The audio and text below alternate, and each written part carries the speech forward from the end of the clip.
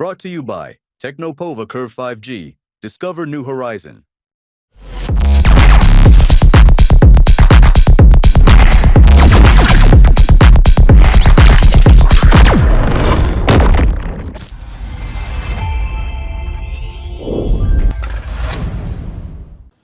नमस्कार, स्वागत है आपका हमारी खास पेशकश मार्केट मसाला में। मैं हूं विवेक मित्तल। नमस्कार, मैं हूं आपके साथ संदीप ग्रोवर।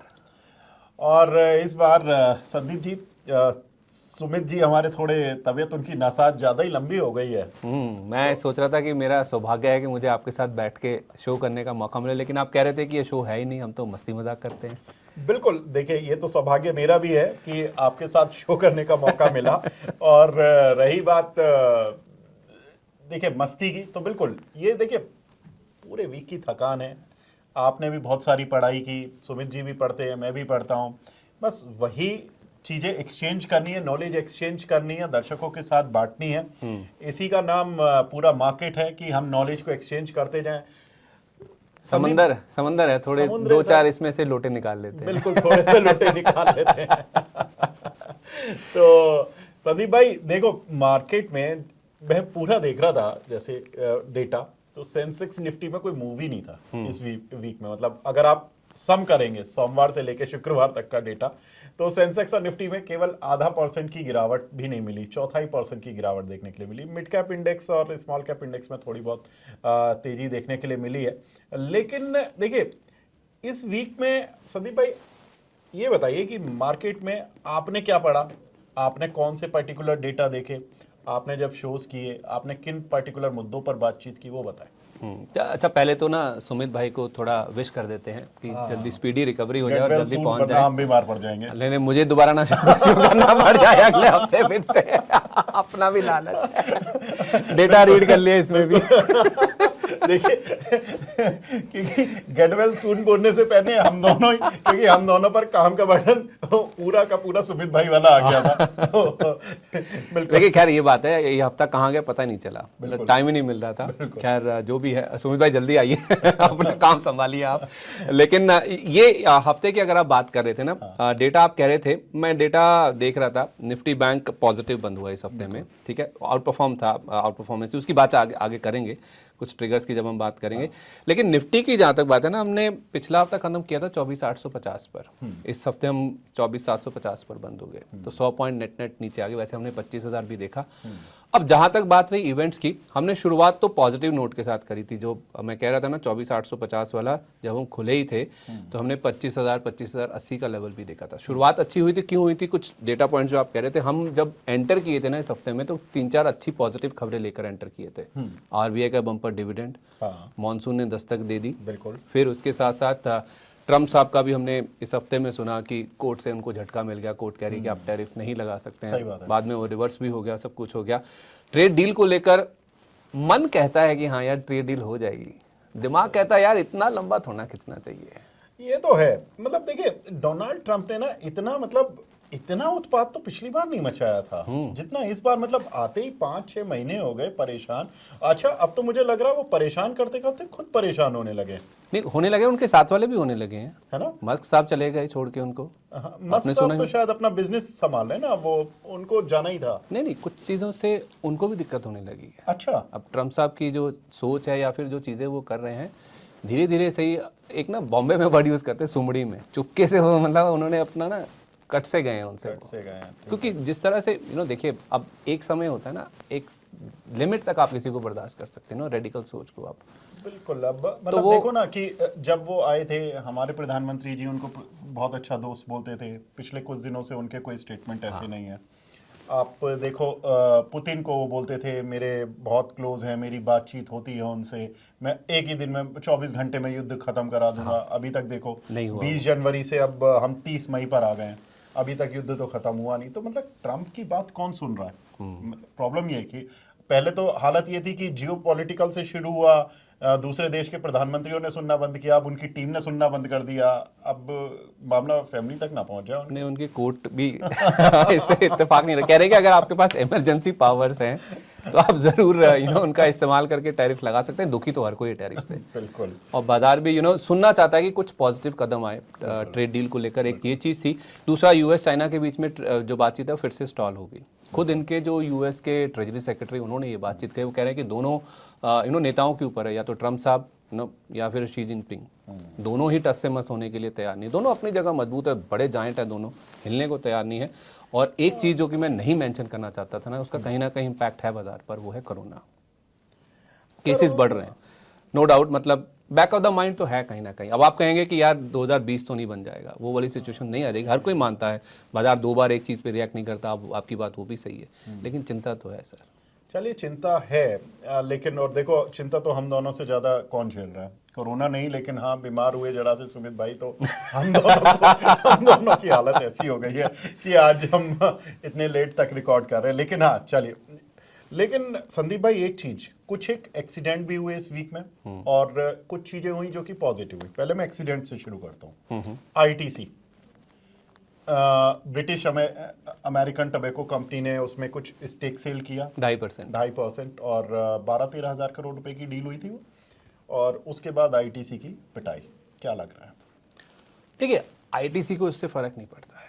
और बैट को भी अगर बेचना है, थोड़ा बहुत बेच के, अगर वो 12-13 हज़ार उनके लिए क्या है, अगर वो उनको कहीं लगता है कि यार यहाँ से थोड़ा निकाल के कहीं और डाल देते हैं, थोड़ा और स्ट्रेटेजिक मूव उनको कहीं दिख रहा है, तो दोनों के लिए कोई फ़र्क नहीं है मेरे हिसाब से। तो आईटीसी 3% डिप आया, मतलब बातचीत होती भी है, लोग हमारे साथ एक्सपर्ट्स जुड़ते हैं, वो कह रहे हैं कि आईटीसी ये कुछ ऐसे नाम है, जब गिरे तब लो।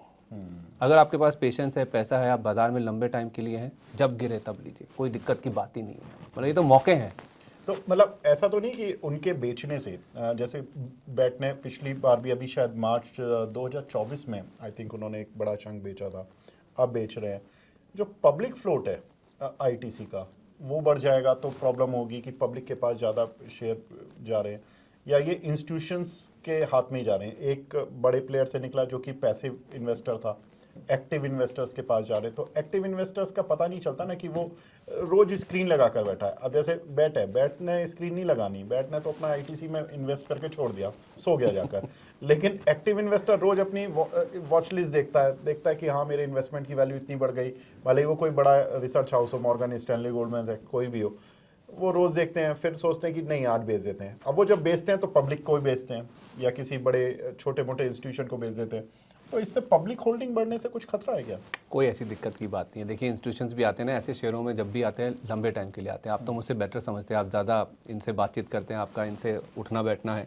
मेरे हिसाब से तो ऐसी कोई दिक्कत की बात है नहीं। मतलब आप चिंता में क्यों है, मुझे वो समझ नहीं आ रहा। नहीं, मैंने तो सिंपल एक सवाल पूछा आपसे, मतलब मैं आपकी ओपिनियन जानना चाहता। नहीं, ऐसी कोई दिक्कत की बात नहीं है मेरे हिसाब से ना। इस हफ्ते के लिए, अब आप उसे अगले हफ्ते का ट्रिगर समझें या फिर इस हफ्ते की बात करें, जीडीपी का नंबर भी आया था। हाँ, जीडीपी का डेटा तो बिल्कुल, देखिए 7.4% की ग्रोथ आ गई।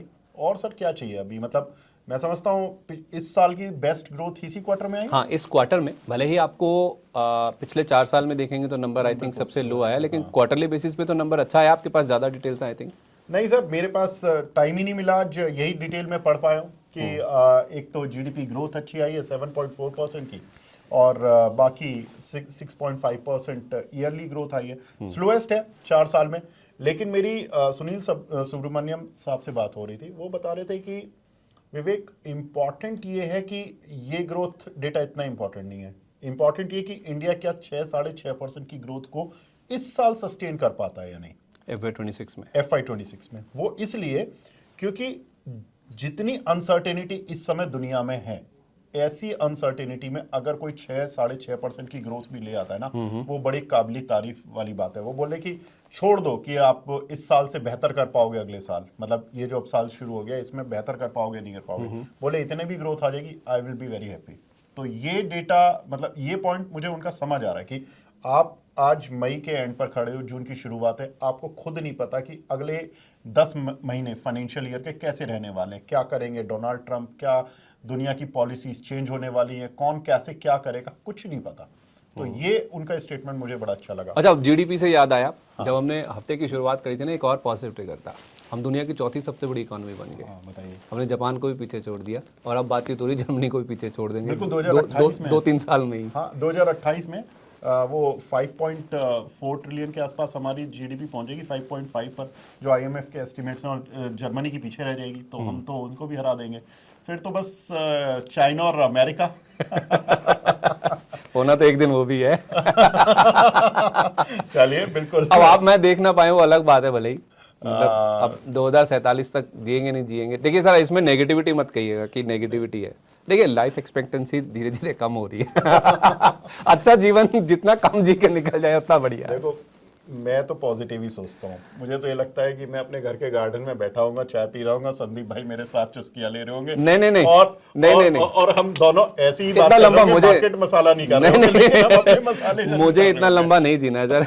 मुझे अच्छा जीना है, थोड़ा जीना है, जी के निकल जाएंगे, खत्म बात। चलो सर, कोई बात नहीं, आपकी इच्छा है सारी पूरी होंगी। बाकी एक दो जो चीजें थी, सुजलॉन, ये बड़ा अच्छा इंटरेस्टिंग शेयर रहा। रिजल्ट्स आए, रिजल्ट से पहले चला शेयर, फिर बाद चला शेयर। अभी क्या बातें हुई हैं, कुछ आपकी कुछ एक्सपर्ट से बात हुई हो, किस तरह के टारगेट्स आ रहे हैं, क्या बोल रहे हैं? देखिए 72 72.5 एक लेवल था जो कि हर कोई सोच रहा था कि वहां पर स्टॉक जा सकता है। जब नंबर्स आए, तोड़फोड़ नंबर्स आए, आपने देखे ही होंगे इस हफ्ते नंबर्स आए, गुरुवार की शाम को नंबर आए थे। उसमें एक्सेप्शनल आइटम भी थी, एक डेफर्ड टैक्स गेन था 600 करोड़ का, उसको भी एडजस्ट कर दे तो भी मुनाफा दोगुना बढ़ा। स्टॉक 9% ऊपर खुला, जो ब्रेकआउट का लेवल था उसके ऊपर ही खुला, उसके बाद और भी ऊपर गया। अब लोग कह रहे हैं कि अगर आप चाहें तो होल्ड कर सकते हैं, अगर आप स्टॉप लॉस मेंटेन कर सकते हैं नियर कुछ जहां पे क्लोजिंग हुई है उसके आसपास का, तो ये 80-82 तक भी जा सकता है। ऐसा मेरी बातचीत हुई है कुछ एक्सपर्ट से। लेकिन अगर आप चाहें तो अगर आपको लगता है आपने नीचे ले रखा है तो आपकी मुनाफा वसूली भी कर सकते हैं, नो डाउट। बहुत अच्छा स्टॉक चल चुका है और नंबर जिस तरह से आए और जिस तरह का रन अप हुआ है अभी, आप चाहें तो इससे निकल भी सकते हैं। तो स्टॉक ने बहुत अच्छा परफॉर्म किया है, नंबर्स बहुत अच्छे आए हैं इसके, ऑर्डर बुक तो इनकी रिकॉर्ड लेवल पे है ही है, वो तो पॉजिटिव है ही है। लेकिन अपना अपना व्यू है, एपेटाइट है, अब आपके ऊपर है कि आपको लगता है कि और ऊपर जा सकता है, स्टॉप लॉस मेंटेन करके बैठे रहिए, आप चाहें तो मुनाफा भी वसूल कर सकते हैं। बिल्कुल। 500 मेगावाट आई थिंक उन्होंने ऑर्डर एग्जीक्यूट किए हैं इस क्वार्टर में, और 1400 मेगावाट के टोटल ऑर्डर एग्जीक्यूशन रहा इस साल में। और 3200 मेगावाट की ऑर्डर बुक पड़ी हुई है। तो मतलब अगर 1400-1500 मेगावाट का वो ऑर्डर एग्जीक्यूशन हर साल करते तो 2 साल की ऑर्डर बुक तो अभी पड़ी हुई आराम से। तो ग्रोथ है उनके पास। और क्या देखा आपने इस हफ्ते? सर मैं देख रहा था एक बार फर्टिलाइजर शेयर्स पर, क्योंकि बड़ा इंटरेस्टिंग मूव था। आई थिंक जीडीपी से पहले एक तो रैलिस इंडिया रैली कर गया 15%, ये अक्सर करता है। अगर आप जीडीपी डेटा से पहले कभी देखोगे ना रैलिस इंडिया की चाल, और जबकि फैक्टर ये देखने, जीडीपी ठीक आने की उम्मीद हो और उसमें भी एग्रीकल्चर सेक्टर की ग्रोथ ठीक आने की उम्मीद हो, और पता लगे कि मानसून खराब ना हो, तो ये 3 कंडीशन इस बार पूरी हो रही थी। तो मानसून तो अच्छा है इस बार, मानसून अच्छा है, जीडीपी ग्रोथ भी ये था कि इस क्वार्टर की ठीक ही रहेगी, पूरे साल की ठीक रहेगी। तो ये 2-3 कंडीशंस जो थी वो सारी पूरी हो रही थी कि, तो उस वजह से रैलिस इंडिया रैली कर गया 15%। लेकिन फर्टिलाइजर शेयर गिर गए।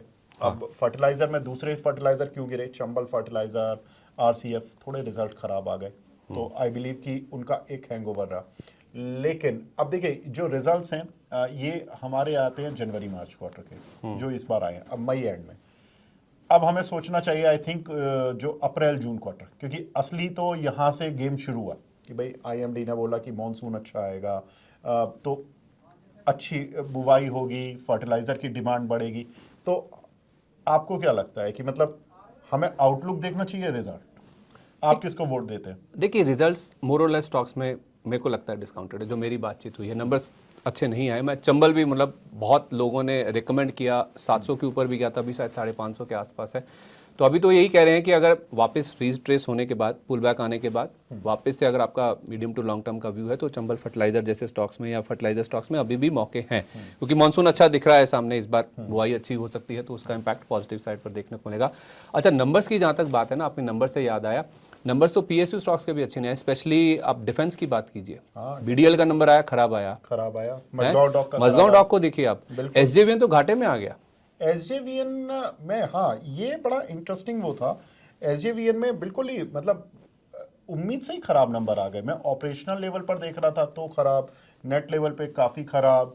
तो मतलब एसजेवीएन अब तो ये है कि ये क्वार्टर ही है, क्योंकि जो हाइड्रो पावर कंपनीज का जो बेस्ट क्वार्टर होता है वो अप्रैल जून क्वार्टर होता है। अब अगर इसमें भी ठीक नहीं हुआ तो एसजेवीएन तो आप समझ लेना जो निवेशक हैं उनको तो सोचना ही पड़ेगा पूरे साल करना क्या। एक्सपर्ट्स कह रहे हैं कि नीचे मिलेगा। हाँ, नीचे तो 89-90 के आसपास दोबारा ले लीजिए, अगर रखा है तो बेच दीजिए, मुनाफा हो रहा है निकल जाइए, नीचे मिल जाएगा फिर ले लीजिएगा। हाँ, तो 97 के आसपास तो आज हाँ, मैंने तो देखा अभी था कह रहे हैं कि 89-90 के आसपास मिले तो आप दोबारा ले लीजिए। अच्छा, एक स्टॉक जिन पे नज़र ना पूरे हफ्ते या जब से लिस्टिंग हुई है तब से नहीं हट रही है, कौन सा? BSE।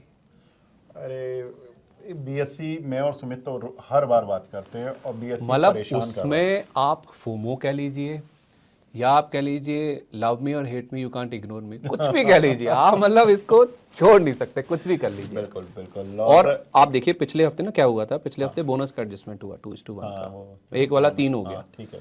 अब 3 वाला अब वैसे दिख रहा है कि ये 2600 के आसपास है, 2700 के आसपास है, लेकिन आप total 3 से value गुना देखो। कीजिए इसको, 2690 का फ्राइडे को 8100 8,000 रुपए का माल हो गया ना हर हफ्ते, मतलब 1,000-1,500 बढ़ रहा है। और पता कितने पे IPO आया था आपको याद है? ये तो याद भी नहीं है। मैं एक जानता हूँ, एक मेरे रिलेटिव ने लिया हुआ था 600 रुपये पर, और उन्होंने मुझसे पूछा था 400 आ गया था जब ये शेयर, ये 2 साल या 3 साल पुरानी बात है। तो उन्होंने कहा क्या करूँ, तो मैंने उनको यही कहा था जी कि जब ड्यूपॉली वाला बिजनेस आप सेलेक्ट करते हैं ना, तो आपको ये देखना चाहिए कि उसका कॉम्पिटिटर तो कोई है ही नहीं, एक NSE एक BSE, और कौन है। और उसमें भी आप जल्दबाजी करें तो पता नहीं, समझ से मेरे थोड़ा शायद बाहर था। उन्होंने खैर भाव आया, शायद बेच दिया, और आज वो जितना पछताते हैं तो उससे देखो, एक तो होता फोमो वाले तो चलो एक बार को दिल समझा सकते हैं कि भाई मैंने लिया ही नहीं था, मिस हो गया। मैं मिस हो गया। जिसने लिया और फिर मिस कर दिया उससे वो सब ऐसे दुख तो ना, होता है। ऐसे तो बाजार फिर रिग्रेट से ही भरा हुआ है। अरे मैंने यहाँ क्यों ले लिया, मैं नीचे ले सकता था, मैंने अभी क्यों बेच दिया, मैं ऊपर बेचता, अरे मेरा और ज़्यादा मुनाफा हो जाता, मैंने GRSE 1500 पे बेच दिया, 3000 हो गया।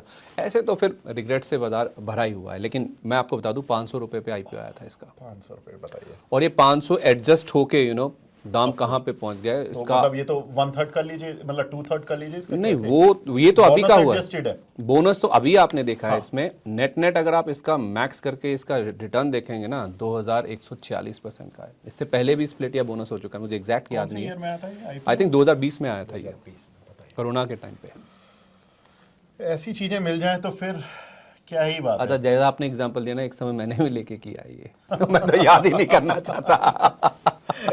अच्छा, एक शेयर ना संदीप भाई, दीपक फर्टिलाइजर, ये पता, मैं अभी इसका डेटा देख रहा था, ऑलमोस्ट पिछले 5 साल से हर साल ये डबल हो जा रहा है। हर साल अगर आप ऑन एन एवरेज देखेंगे।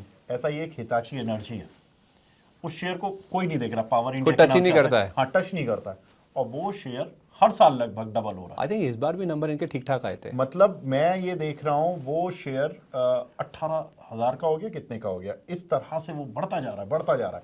मतलब हर साल में ऑन एन एवरेज बता रहा हूँ मैं, किसी साल में 50-70% बढ़ा, रिटर्न पॉजिटिव है, लेकिन एवरेज करके देखोगे आप तो कहां से कहां पहुंच गया, मतलब 15 गुना हो गया 5 साल में। तो इस तरह की स्पीड चल रही है दीपक फर्टिलाइजर, हिताची एनर्जी, इस तरह के शेयर्स में।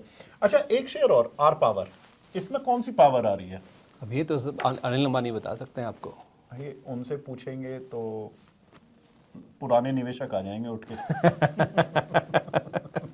जबरदस्त है सर, मैं देख रहा था 24-25 हज़ार करोड़ का मार्केट कैप हो गया फिर से इसका। मैं आपसे पूछ भी रहा था ना शो से पहले, मैंने कहा भाई मिड कैप में लेना है इसे स्मॉल कैप में लेना है। कंफ्यूजन अभी भी बरकरार है, लेकिन हाँ पावर तो आ रही है। जिस तरह के ऑर्डर्स हैं इनके सेकी के साथ, जो टाई अप्स हो रहे हैं, जो ऑर्डर्स इनको मिल रहे हैं, कमेंडेबल है। इन्होंने अपना डेट पे ऑफ कर ही दिया है।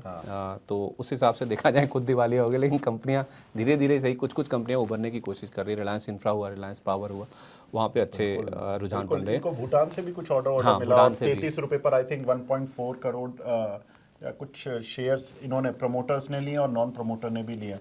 तो करीब 54-55 करोड़ रुपए, if I am not wrong, दोनों कैटेगरी में लगाए, लेकिन 33 रुपए पर लगाए हैं, 33-34 रुपए पर, और शेयर हो गया 58-60 रुपए। तो 100% रिटर्न तो लगभग आने वाला है ना? तो जितने आप इन ऑपरेटिव अकाउंट्स में शेयर रखते हैं उनको बेच दीजिए, ऑपरेटिव वाले रख लीजिए, है ना? यही होता मार्केट में गेम, जो लोग समझते हैं। खैर बाकी अच्छा, एक शेयर और है बस, फिर उसके बाद मुझे लगता है फिर अगले हफ्ते की बात करते हैं। इंडसइंड बैंक, ये तो नेगेटिव खबरों से भरा हुआ और पॉजिटिव शेयर पॉजिटिव है ना, खबरें नेगेटिव, शेयर पॉजिटिव। पॉजिटिव। हफ्ता शुरू हुआ था, खबर आई कि सेबी ने फिर से जांच शुरू कर दी, हाँ, जो इनको पहले क्लीन चिट दे दी थी अधिकारियों को कि इन्होंने इनसाइडर ट्रेडिंग के नियमों का उल्लंघन किया। सारे खुश थे यार, सब क्लियर है, कोई दिक्कत नहीं है, इन्होंने जो भी किया गड़बड़ी करी, सामने आ गई, सब कुछ हो रहा है। लेकिन देखिए जो ऑर्डर आया सेबी का, जो इन्होंने इंटरिम ऑर्डर पास किया, सीईओ, डेप्यूटी सीईओ, सब नप गए उसमें। हाँ, सब नाम दिए और उसके बाद भी शेयर ऊपर। स्टॉक ऐसा मान रहा है कि शायद क्लीनिंग अप एक्ट हो रहा है। अच्छा, एक्चुअली क्या है ना संदीप भाई, उसमें उन दोनों ने रेजिग्नेशन तो दे चुके हैं वो, अब उनको घर पर क्या उनके साथ किया जा रहा है किसी को क्या ही मतलब। स्टॉक मार्केट के लोग बड़े प्रैक्टिकली होकर सोचते हैं, मतलब भाई उनको ऑफिस से छुट्टी दे दी कि जी आप जाइए, ठीक है, अब आपको बाहर पकड़ लिया ऑफिस के, अब आपको कोई क्या कर रहा है क्या नहीं कर रहा है इससे ऑफिस वालों को कोई मतलब नहीं है। बाजार मुझे लग रहा है बाजार इस चीज से खुश है कि जिसने गड़बड़ी करी है, जिसके टाइम पे गड़बड़ी हुई, वो चला गया। या तो ये भी हो सकता है। और दूसरी बात ये कि most of the negatives are out. मतलब ऐसा नहीं है कि आपको नहीं पता या कुछ ऐसा गलत आ सकता, जो आना था वो आ चुका मोस्टली। बिल्कुल, मैं नहीं कह रहा कि और नहीं आ सकता, possibilities always there, but most of the negatives are out और वो स्टॉक में है। और क्लीनिंग अप एक्ट हो गया। एक बार याद है आपको 20 करोड़ का घाटा दे दिया था एसबीआई ने, हाँ, बड़ी प्रोविजनिंग करी थी बड़े और स्टॉक पॉजिटिव था उसके बाद। दैट मीन्स बाजार मानता है कि जब बड़ा नेगेटिव या जो भी चीजें हैं वो अगर सामने आ जाए तो इट्स अ पॉजिटिव। मुझे पता होना चाहिए, बाजार मानता है I should be informed. Exactly, मुझे पता है तो पॉजिटिव है, कोई दिक्कत बाजार नहीं। जो ये क्लियर वाला जो मैंडेट होता है ना, उसको हमेशा रेस्पेक्ट करता है। भाव में हो, अनसर्टेनिटी, भाव में हो, भाव भगवान से। भाव भगवान से। और अनसर्टेनिटी मार्केट को पसंद नहीं है। युद्ध हो गया, युद्ध को वो कर लेंगे, एडजस्ट कर लेंगे, लेकिन गीदड़ भपकियां चल रही हैं दोनों साइड से, तो मार्केट डरा हुआ रहेगा कि यार ये लड़ेंगे या नहीं लड़ेंगे। गोली चलेगी नहीं चलेगी, चल गई ज्यादा बढ़िया, चल गई पता है, ठीक है, खत्म बात। अब इसमें पता है कि हमें कैसे पोर्टफोलियो निपटाना है। ये मार्केट को, जैसे रशिया यूक्रेन का हुआ था, जब तक वो 5-10 दिन तक टेंशन में रहे, ठीक है, थोड़ा मार्केट भी डरा रहा। फिर जब सैंक्शन लगे, सब कुछ हुआ, मार्केट एक बार नीचे आया, फिर अपने आप उसने गति पकड़ ली, उसने देखना ही बंद कर दिया कि रशिया यूक्रेन क्या होता है। तो आजकल यही चल रहा है। सर, अब अगले हफ्ते पर आते हैं। अगले हफ्ते में एक तो देखिए संडे को ओपेक की बैठक हो रही है, तो आई थिंक ये हमारा जो रिकॉर्डिंग है ये 12 बजे जब पब्लिश होगी, उसके बाद ओपेक का फैसला आ जाएगा। अच्छा, उसमें उल्टा हो रहा है इस बार। हर कोई कह रहा है कि उत्पादन बढ़ा सकते हैं वो, सप्लाई, हाँ। अभी वो कह रहे हैं कि शायद कट ही ना कर दें। क्रूड को सपोर्ट मिल रहा है नीचे से, तो क्रूड तो फिर भाग जाएगा, लेकिन डोनाल्ड ट्रंप करने देंगे? वही तो बात है ना, प्रेशर तो उनका है। और जिस रेंज में है 65 के आसपास, हमारे लिए कोई ऐसी दिक्कत की बात नहीं। उसके साथ ऑटो नंबर भी तो आ जाएंगे। हाँ, ऑटो नंबर मंडे से आ जाएंगे। हाँ, मतलब 1 तारीख को अगर नहीं भी आए तो 2 तारीख को आ जाएंगे। 1 तारीख को तो संडे को छुट्टियां होंगी कंपनियों की, तो वो शायद ऑफिशियली वो एक्सचेंजेस को इन्फॉर्म ही नहीं कर पाएंगे अपने सेल्स डेटा, तो मंडे को आ जाएंगे। मंडे को सेल्स डेटा का इम्पैक्ट रहेगा।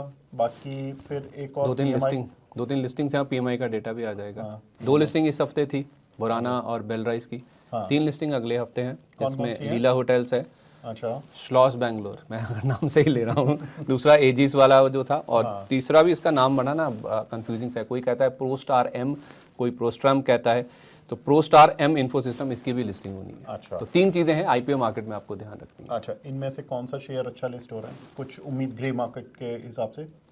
प्रोस्टार एम ही है, अच्छा, जिसका रिस्पांस भी बहुत शानदार था। यहीं पे हो सकता है कुछ एक्शन पॉजिटिव साइड पे बनता हो। देखिए, एक येस बैंक पे नजर रखनी होगी। क्यों? तो फिर से पूंजी जुटा रहे हैं। हाँ, इनकी बोर्ड बैठक है शायद 2-3 जून को, 3 तारीख को। हाँ, ठीक है। अब ये क्या होगा, अब एसबीआई निकल गया, मतलब पूंजी चाहिए। अब एसबीआई निकल गया, बाकी बैंक भी धीरे धीरे निकल रहे, थोड़ा बहुत निकल रहे हैं। अब और आएंगे क्या नए, वो पता नहीं पूंजी कैसे जुटाएंगे। इतनी इक्विटी बड़ी हो चुकी है, हाँ, ये बस इक्विटी डाइल्यूशन तो नहीं करेंगे। अब यही देखना होगा कि अगर इक्विटी डाइल्यूशन फिर किया, नए शेयर जारी किए, तो फिर तो शेयर धारकों के लिए तो बड़ी नेगेटिव खबर हो जाएगी। ये देखना होगा। बाकी ग्लोबल फ्रंट पर देखें तो एक यूएस की जॉब्स रिपोर्ट आएगी, रोजगार के आंकड़े वो तो ठीक है। और हमारी पॉलिसी रेट कट आ रहा है, आना ही है, तय ही है वो तो, 25 बेसिस पॉइंट गिवन फ्राइडे को। तो ये जो फ्राइडे गया है, इसमें जो ये शेयर चले हैं पीएसयू, ये इसी उम्मीद से तो नहीं चल गए? बैंक इसीलिए चले, बैंक निफ्टी ने इसीलिए आउट परफॉर्म किया। मैंने आपको स्टार्टिंग में भी कहा था कि हम बातचीत करेंगे, ये पूरा पॉलिसी का ही इम्पैक्ट है ना। पॉलिसी में जो रेट कट आ सकता है, उसी का ही पूरा ये इम्पैक्ट है। लेकिन ये ऐसा तो नहीं कि ये जो जीडीपी डेटा अच्छे आ गए Q4 वाले, तो आरबीआई गवर्नर पर थोड़ा प्रेशर कम हो जाए कि चलो ठीक है, ग्रोथ तो ठीक है, पॉलिसी में रेट कट बाद में भी कर सकते हैं, नहीं जल्दबाजी तो तो नहीं। आप Q4 का नंबर क्यों देखते हैं? आप ये सोचिए ना कि वो रियली नंबर देखेंगे 4 साल के लो पर है। हाँ, अब वो उस चीज को अगर हथियार बनाया जाएगा तो बिल्कुल नहीं, आपने महंगाई भी देखी है ना आप, हाँ, महंगाई दर कंट्रोल में तो आ गई, बहुत कंट्रोल में है। One of the finest country होगा हमारा जो इस समय, मतलब एक अच्छी मेजर इकोनॉमीज में इन्फ्लेशन को 4% का हमारा जो कंफर्ट जोन है उसके नीचे हैं हम, हाँ। ठीक है। और पूरे वित्त वर्ष में जो मैं ये FY 26 की बात कर रहा हूँ, जो मैंने प्रोजेक्शंस पढ़े हैं, शायद ये इसके कंफर्ट जो बैंड है ना इसके नीचे ही रहेगा। तो कौन RBI का गवर्नर होगा, नहीं काटेगा। तो चलिए फिर तो अच्छी बात है। तो आपके होम लोन में कटौती हो जाएगी दरों में, और ऑटो लोन सस्ता हो जाएगा, उम्मीद ऐसी कर सकते हैं।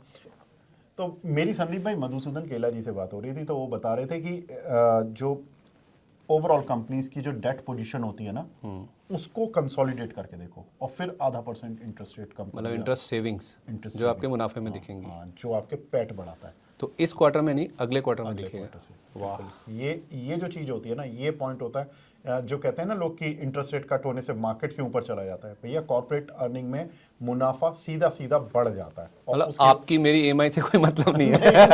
हमारी EMI क्या, हमारी छोटी सी EMI, उसमें क्या ही फर्क पड़ जाना है।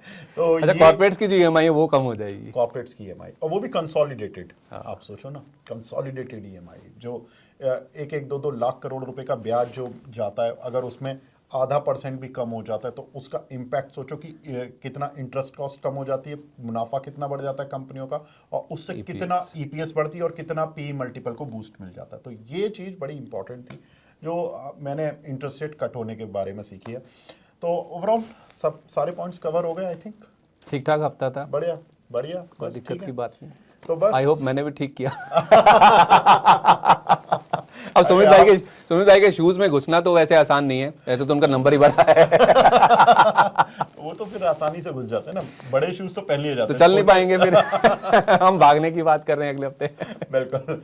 लेकिन बढ़िया, और हम विश यही करते हैं कि सुमित भाई जल्दी से ठीक हो जाए और जल्दी से आ जाएं। बाकी संदीप भाई के साथ भी काफी मजा आया आज, और उम्मीद करते हैं सेम है आपको भी मजा आया होगा।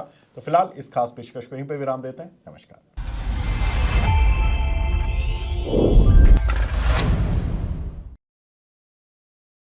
Brought to you by Technopova Curve 5G. Discover new horizon.